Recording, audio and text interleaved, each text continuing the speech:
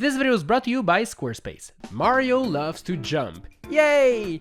But what if he couldn't do his normal jumps and had to rely on spin jumps only? Would it still be possible to beat the game? Let's find out. World 1-1 is where we'll get to see Mario's epic spin jump ability, and, well, it's a bit disappointing to say the least. He doesn't jump very high, unless we get a squirrel suit. With this new power-up, the spin jump isn't too bad. 1-2 will teach us that the P-Acorn power-up might actually be required for a lot more levels than I expected. I mean, look at this very simple jump, and I just cannot make it. Guess I'll have to protect my suit at all costs. 1-Tower was actually quite simple, as jumping in between the cogs and gears was easy, even with spin jumps only. Defeating Boom Boom the Mad Lad was also pretty quick, and with that done, let's check out 1-3, which was okay until I lost my squirrel suit.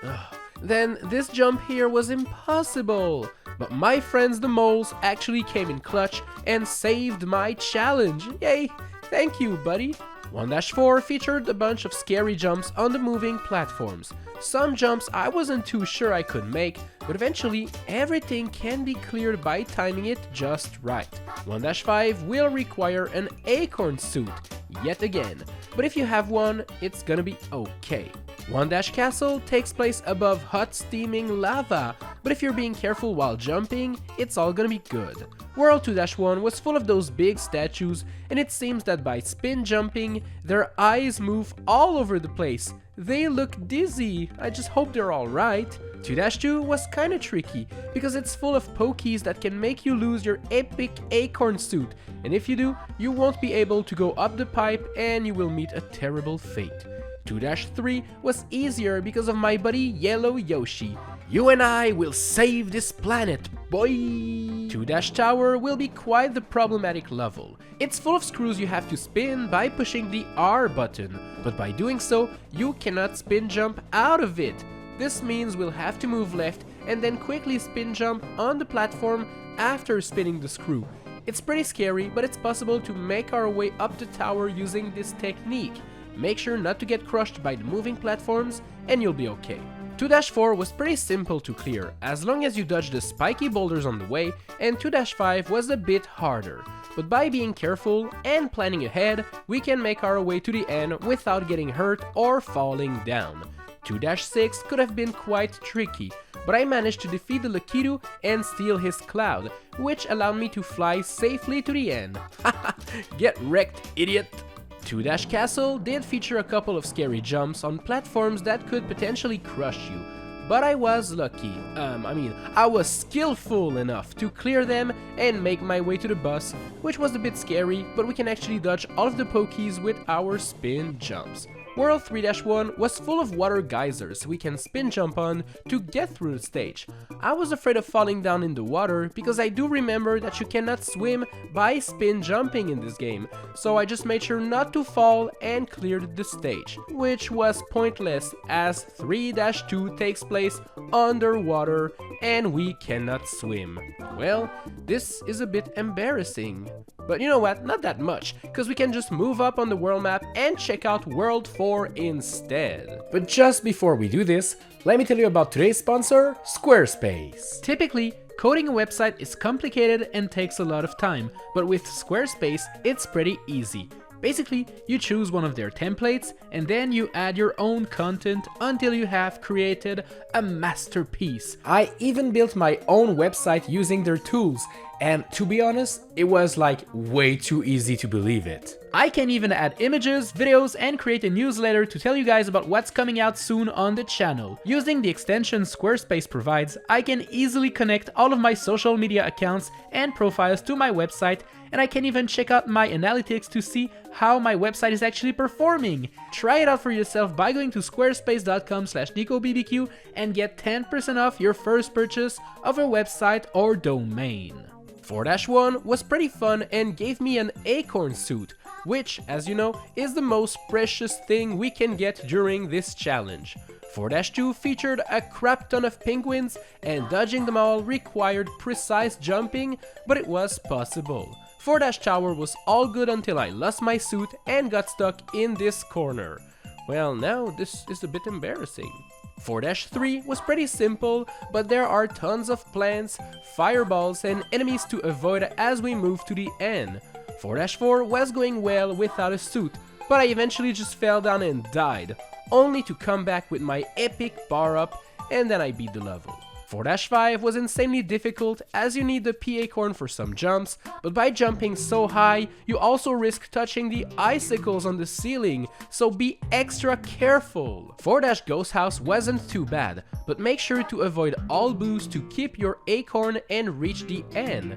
4-castle contained a lot of thwomps and other blocks that can actually hurt you, but I managed to get to the end by doing some very precise spin jumps.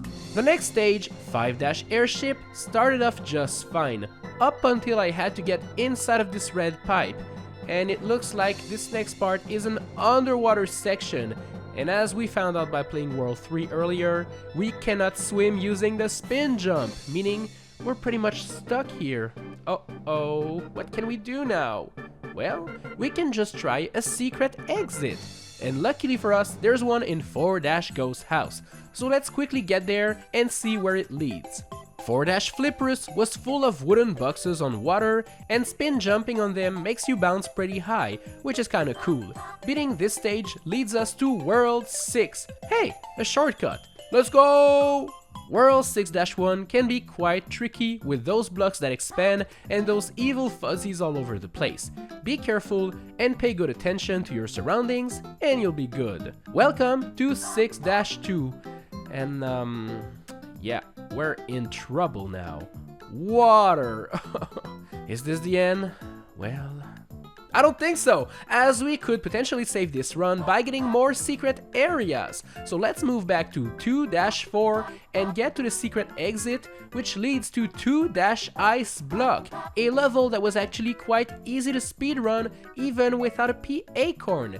This will lead us to World 5-1, skipping the airship level from earlier. Let's go. 5-1, my favorite level in the game, is actually way less fun to play without being able to jump or glide. Spin jumping is okay, but a bit slow. Thankfully, the level is possible anyways. 5-2 is full of poison water, so avoid it at all costs. 5-3 is full of those bram-balls enemies, and I hate them so much. 5-tower was a bit scary looking, with all of the spike pendulums and the snake block platform. I had to time my jumps just right, but it was possible to clear the stage. Okay, so here's the game plan. I know there is a secret exit in World 5-ghost house, and I absolutely need to get it in order to skip World 6, which, as we found out earlier, is impossible to beat for the quest. So let's hope we can get the secret exit. And you know what? Getting to it was actually quite simple. Let's beat World 5-beetles and we'll be all good. Spin jumping from one parabeetle to the next is a bit spooky, but if you take it easy, you'll be good.